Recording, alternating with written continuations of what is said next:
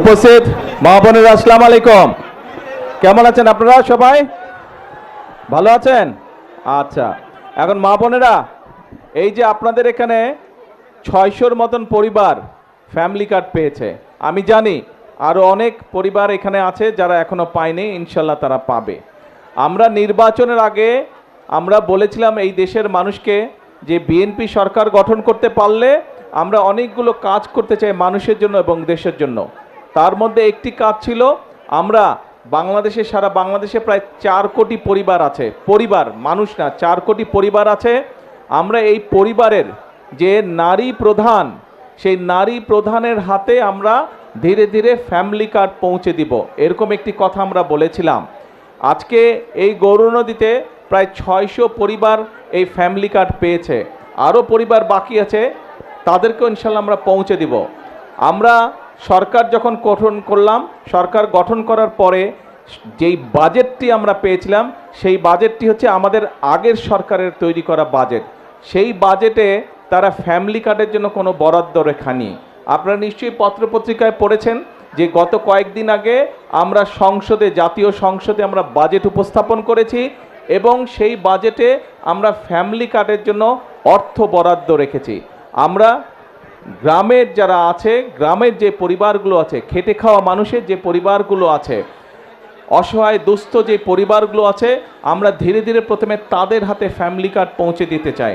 এবং আমরা এই বছর, আগামী 1 বছরের জন্য যে বাজেট আমরা বরাদ্দ রেখেছি ফ্যামিলি কার্ডের, সেই বাজেটের উপরে ভিত্তি করে আগামী 1 বছরের মধ্যে সারা বাংলাদেশে আমরা 41 লক্ষ পরিবারের কাছে আমরা ফ্যামিলি কার্ড পৌঁছে দেব ইনশাআল্লাহ।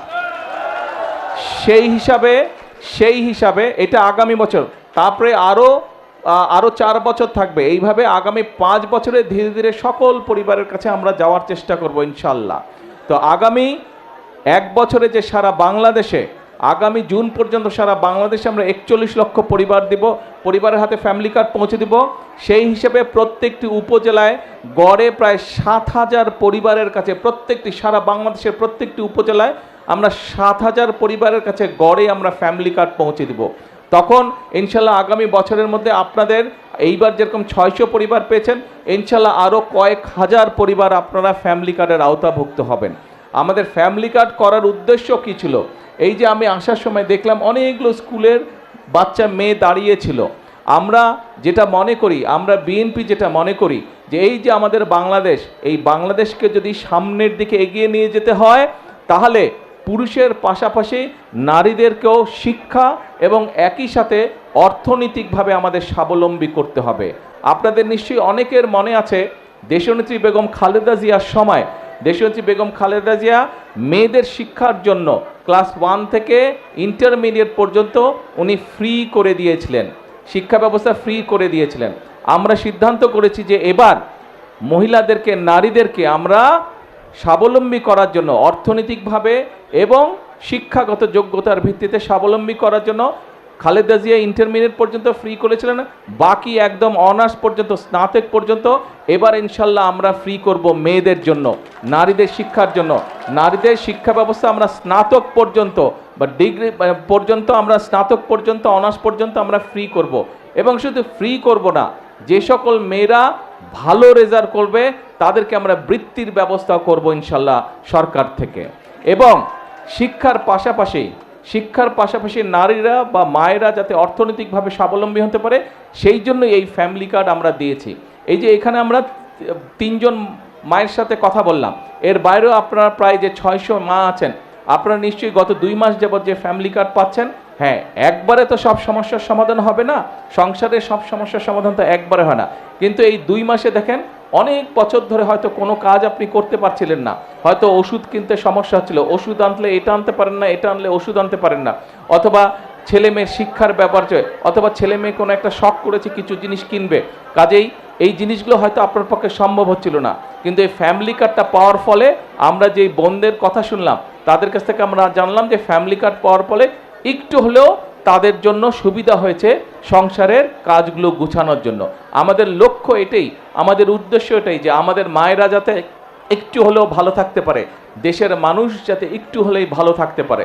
প্রিয় মায়েরা, প্রিয় বোনেরা, আজকে আমাদেরকে যদি সামনের দিকে দেশকে এগিয়ে নিয়ে যেতে হয়, যদি দেশের মাদের হাতে, প্রত্যেকটি নারীর হাতে যদি ফ্যামিলি কার্ড পৌঁছে দিতে হয়, তাহলে আপনাদের সাহায্য, আপনাদের সমর্থন, আপনাদের সহযোগিতা বর্তমান বিএনপি সরকারের প্রয়োজন। বিএনপি সরকারকে আপনারা যদি, দেশের নারী সমাজ সকলে যদি বিএনপি সরকারকে সহযোগিতা করে, যদি বিএনপি সরকারের পাশে থাকে, ইনশাল্লাহ আমরা ফ্যামিলি কার্ড আস্তে আস্তে সারা দেশে পৌঁছে দিতে পারবো। এবং আমরা দৃঢ়ভাবে বিশ্বাস করি যে ফ্যামিলি কার্ডের মাধ্যমে আমরা সমাজে আমরা একটি বিরাট পরিবর্তন করতে সক্ষম হব ইনশাল্লাহ। কারণ ধীরে ধীরে শিক্ষার আলোয় আলোকিত হবে আমাদের নারীরা, একই সাথে অর্থনৈতিকভাবেও তারা ধীরে ধীরে শক্তিশালী হবে। আমরা একটি কথা বলি যে আমরা করব কাজ, গর্ব দেশ, সবার জন্য, সবার আগে যেমন বাংলাদেশ বলি, একই কথা আমরা বলি সবার জন্য বাংলাদেশ। আমরা বলি করব কাজ, গর্ব দেশ, সবার আগে বাংলাদেশ। করব কাজ, গর্ব দেশ, সবার জন্য বাংলাদেশ। সবাই যাতে এই বাংলাদেশে আমরা আগামী দিনে একটু ভালো থাকতে পারি, সবাই যাতে আমরা বাংলাদেশে একটু ভালোভাবে চলতে পারি, সেটাই হচ্ছে বর্তমান সরকারের রাজনীতি, সেটাই হচ্ছে আমাদের লক্ষ্য, সেটাই হচ্ছে আমাদের উদ্দেশ্য।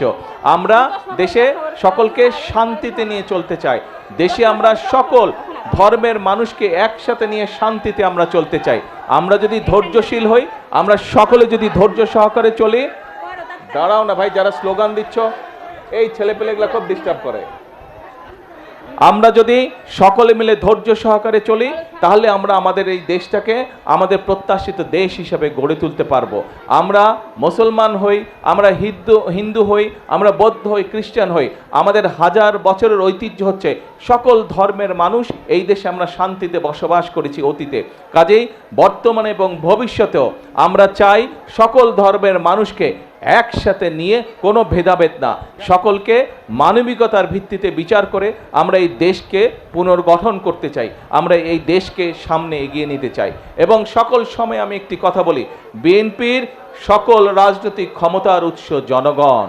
এই জনগণের সমর্থন এবং এই জনগণের সমর্থন যতক্ষণ বিএনপির কাছে থাকবে, যতক্ষণ বিএনপির পাশে জনগণ থাকবে, বিএনপি কোনো বাধা মানবে না। বিএনপি দেশকে ইনশাল্লাহ সামনের দিকে এগিয়ে নিয়ে যাবে জনগণকে সাথে নিয়ে।